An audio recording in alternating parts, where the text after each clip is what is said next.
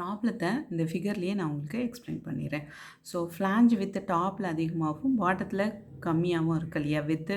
அப்போ இதுலேயே நம்ம தெரிஞ்சுக்கலாம் it is the unsymmetrical I section அப்படின்னு.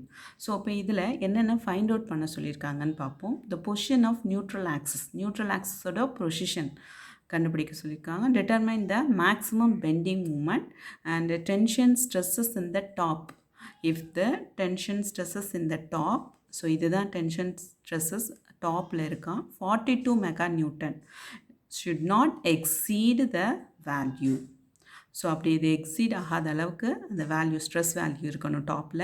So at the same time what is the value of the compressive stress in the bottom ஃப்ளாஞ்சுக்கான compressive stress என்னவாக இருக்கும்? இது 42 இருந்ததுன்னா இதை விட எக்ஸீட் ஆகக்கூடாது. அதே போல் கம்ப்ரெஷனில் என்னவாக இருக்கும் ஸ்ட்ரெஸ் வேல்யூன்னு ஃபைண்ட் அவுட் பண்ண சொல்லியிருக்காங்க. ஸோ இதில் ஃபஸ்ட்டு வந்து நம்ம என்ன இந்த ஐ செக்ஷனுக்கெல்லாம் ஃபைண்ட் அவுட் பண்ணோம் அப்படின்னு பார்த்தீங்கன்னா, ஸோ பெண்டிங் தியரி யூஸ் பண்ணி தான் நம்ம இந்த ஸ்ட்ரெஸ் வேல்யூவும் ஃபைண்ட் அவுட் பண்ணோம். ஸோ இல்லையா, அப்போ வந்து நமக்கு ஜென்ரல் ஃபார்முலான்னு பார்த்தீங்கன்னா M/I = σ/y ரிலேஷன்ஸை தான் நம்ம யூஸ் பண்ணணும். ஸோ எம்ன்றது பெண்டிங் மூமெண்ட்னால இந்த பீமுக்கான பெண்டிங் மூமெண்ட் கண்டிப்பாக ஃபைண்ட் அவுட் பண்ணணும். இதில் கொஷின்லேயே maximum bending moment find out பண்ண சொல்லியிருக்காங்க. And then I section moment of inertia நமக்கு தேவை இந்த 3 செக்ஷனுக்கும். ஏன்னா ஒவ்வொரு flange web and bottom flange இது எல்லாத்தையும் ஒவ்வொரு செக்ஷனாக தான் நம்ம மென்ஷன் பண்ணி தனித்தனியாக ஃபைண்ட் அவுட் பண்ணி தான் ஆட் பண்ணி மொத்தமாக இந்த செக்ஷனுக்கான moment of inertia find out பண்ண போகிறோம். ஸோ அது ஐ ஃபைண்ட் அவுட் பண்ணணும். And area, total area find out பண்ணணும். இதெல்லாம் இருந்தால் தான் இந்த பேசிக் ஃபார்முலாவில் சப்ஸ்டியூட் பண்ணி ஃபைண்ட் அவுட் பண்ண முடியும். இப்போ பேசிக் டேட்டா ஃபைண்ட் அவுட் பண்ணணும்னு சொல்லி பார்த்தோம் இல்லையா. ஸோ இதுதான் வந்து ஒவ்வொரு எலிமெண்ட் இருக்கு இல்லையா, டாப் ஃப்ளாஞ்ச், சென்டரில் உள்ள web portion and bottom flange.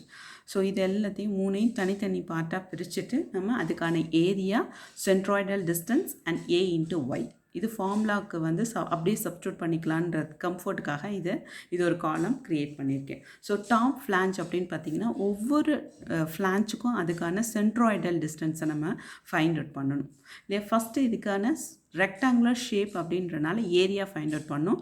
So இதோட டோட்டல் டெப்த்துன்றது 40 அண்ட் வித் இஸ் = 200. ஸோ அதான் ஏரியா. B × டெப்த்து போட்டாச்சு. ஸோ இதான் ஏரியா.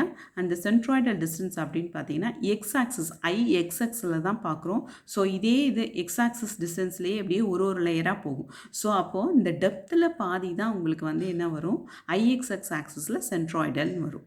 ஸோ அப்போ 40 D/2 ரெக்டாங்கிள்ன்றனால D/2 தான் அதோட சென்ட்ராய்டல் டிஸ்டன்ஸ். அப்போது இது centroidal distance from the bottom of the edge of the section கொடுத்துருக்கா. அப்போ பாட்டம் ஆஃப் த எட்ஜ் அப்படின்னு பார்த்தீங்கன்னா பாட்டம் ஃப்ளாஞ்சுக்கு வந்துடணும். இங்கேருந்து கீழேருந்து மேலே அப்படியே போகணும். பாட்டம் ஃப்ளாஞ்சையும் இன்க்ளூட் பண்ணணும். அப்போ இதோட டெப்த்து 40, இதோட டெப்த்து 200. அப்போ 200 + 40.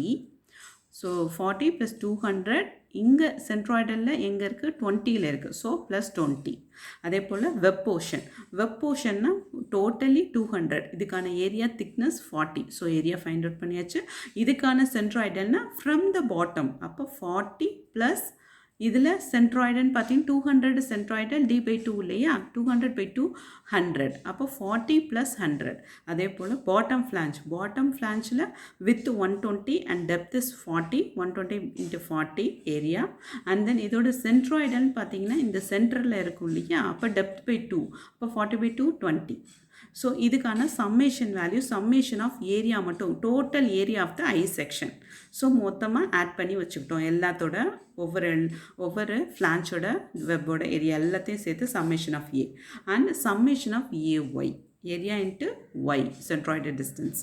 ஸோ இதுதான் வந்து ஃபுல்லாக சம்மேஷன் பண்ணி வச்சுருக்கோம். இப்போ நம்ம distance of neutral axis. So neutral ஆக்சிஸ்ன்றது தான் நம்மளுக்கு ஃபஸ்ட்டு ஃபைண்ட் அவுட் பண்ண சொல்லியிருக்க the position of neutral axis.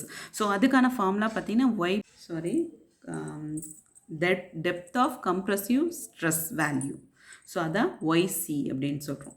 So இங்கே வேல்யூ நமக்கு நியூட்ரல் ஆக்சிஸ் கிடைக்கிறது depth of compressive stress value. So 158.5. இப்போ இந்த ஃபிகருக்கு அப்படியே வாங்க.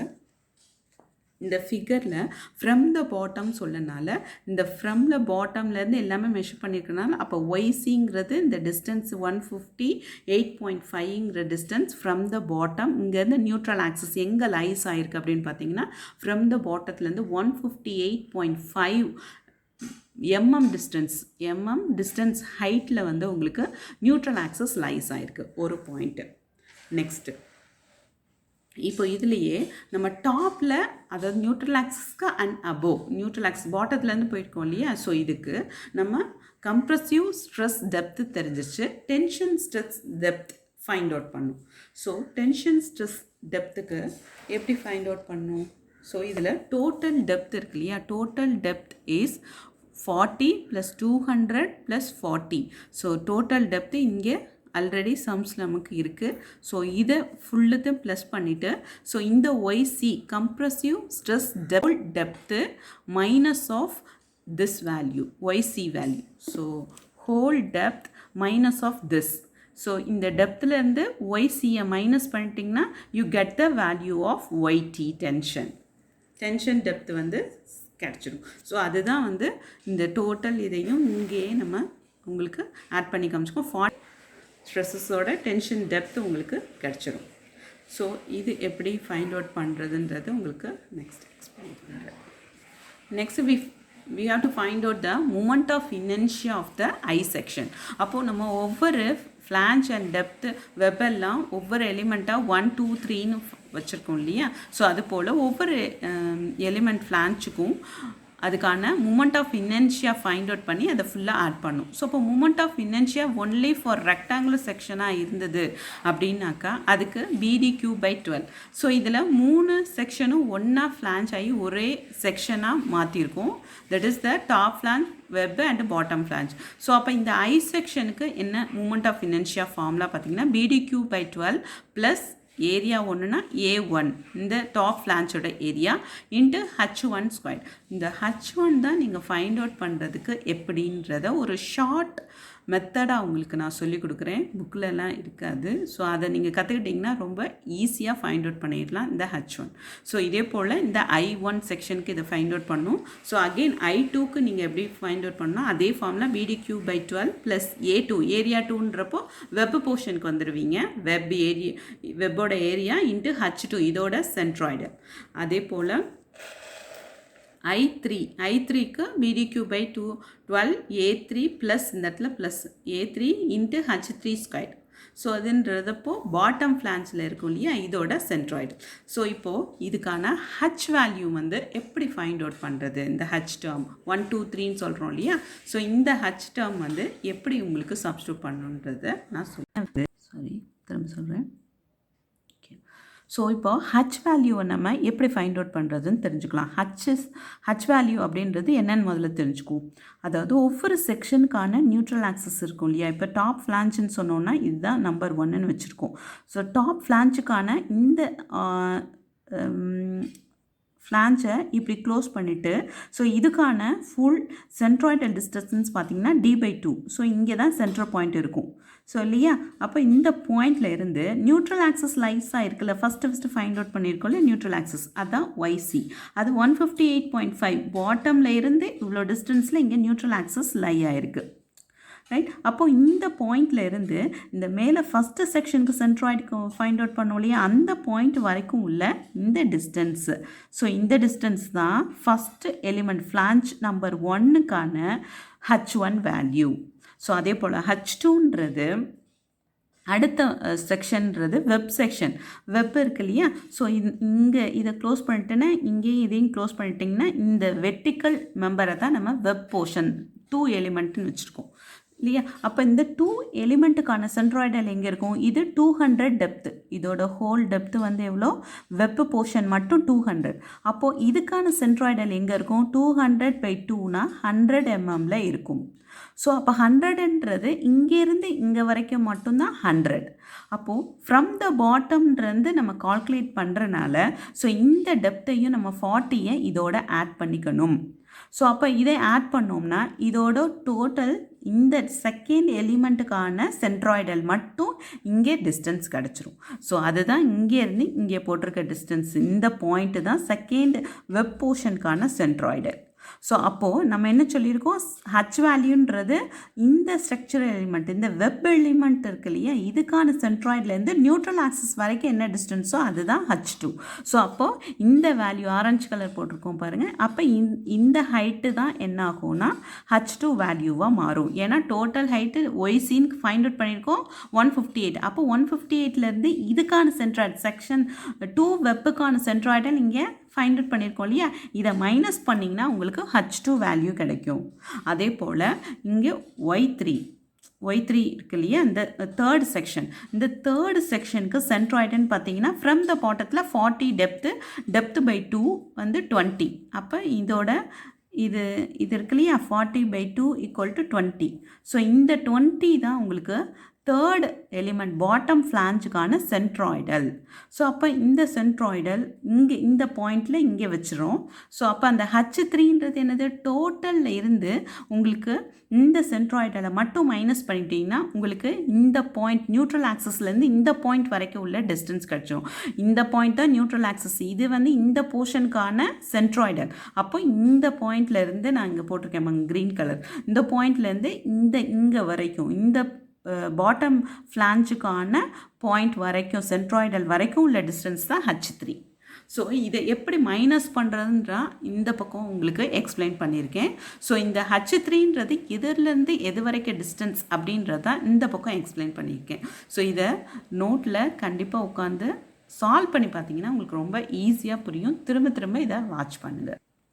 இப்போது அந்த ஃபார்முலாவில் H1 H2 கண்டுபிடிச்சோம் இல்லையா, அதெல்லாம் இந்த ஃபார்முலாவில் இதுக்கு தான் நமக்கு அந்த H1 H2 H3. இப்போ I3க்கு H3யோட வேல்யூ சப்ஸ்டியூட் பண்ணிங்கன்னா உங்களுக்கு ஆன்சர் கிடச்சிரும். ஸோ தென் வந்து total moment of inertia, total moment of inertia எல்லாத்தையும் ஆட் பண்ணிட்டீங்கன்னா உங்களுக்கு mm⁴, ஏன்னா எல்லாமே வந்து எம்எம்மில் சப்ஸ்டியூட் பண்ணியிருக்கனால உங்களுக்கு எம்எம்மில் கிடைக்கும். ஸோ இதை கன்வெர்ட் பண்ணணும் அப்படின்னாக்க எப்படி மீட்டர், எல்லாமே மீட்டரில் இருக்கிறதுனால, ஏன்னா ஸ்ட்ரெஸ் வேல்யூ உங்களுக்கு மீட்டரில் கொடுத்துருக்காங்க. அப்போ நீங்கள் இதை மீட்டராக கன்வெர்ட் பண்ணணும். ஸோ இதை மீட்டராக கன்வெர்ட் பண்ணுறதுக்கு என்ன பண்ணணும் அப்படின்னாக்கா 1000 mm = 1 மீட்டர் இல்லையா. ஸோ அப்போ இது mm⁴. அப்போ 1000⁴ = 30 இருக்கு இல்லையா, 1000. அப்போ 4 3s are 12ன்னு வரும். அப்போ 1⁻⁻12ன்னு போட்டிங்கன்னா, ஸோ இதை 1⁻⁻12ன்னு இங்கே கால்குலேட்டரில் நீங்கள் போட்டிங்கன்னாவே it will be converted into metres power 4ஆக கன்வெர்ட் ஆகிடும். ஸோ இப்போ தான் நம்ம ப்ராப்ளத்துக்கு ஃபைண்ட் அவுட் பண்ண போகிறோம். என்ன கேட்டுதாங்க, maximum bending moment of the section, இந்த செக்ஷனுக்கான பெண்டிங் மூமெண்ட்டை ஃபைண்ட் அவுட் பண்ணணும். ஸோ பெண்டிங் மூமெண்ட்னா தியரி ஆஃப் பெண்டிங்கில் தான் நம்ம இதை சால்வ் பண்ணணும் இல்லையா. ஸோ இதுக்கு ஒரு கண்டிஷன் கொடுத்துருங்க, டென்ஷன் ஸ்ட்ரெஸ்ஸஸ் இந்த top flange should not exceed 42 MN/m²ன்னு கொடுத்துருத்தாங்க. அப்போது டாப் ஃபைபரோட ஸ்ட்ரெஸ்ஸஸ் அப்படின்னு பார்த்தீங்கன்னா சிக்மா டென்ஷன் தான் டாப்லன்னு கொடுத்துருந்தாங்க. ஸோ ஜென்ரலி பீம் எப்படி டிஃப்ளெக்ட் ஆகும் அப்படின்னு பார்த்தீங்கன்னா டாப் ஃப்ளாஞ்ச் இந்த மாதிரி டிஃப்ளெக்ட் ஆகும். ஸோ வெப் போர்ஷன்றது இந்த இடத்துல க்ரஷ் ஆகி அப்படியே நெளிஞ்சு இந்த இடத்துல ஃபெயிலியர் ஆகும். இந்த ஃபெயிலியர் பேட்டர்ன்ட்டை தான் இந்த மாதிரி போட்டிருக்கேன். ஸோ பாட்டத்தில் கம்ப்ரெஷனாகவும் டாப்பில் டென்ஷனாகவும் இருக்கும்னு இந்த ப்ராப்ளத்தில் கண்டிஷன் கொடுத்துருக்காங்க.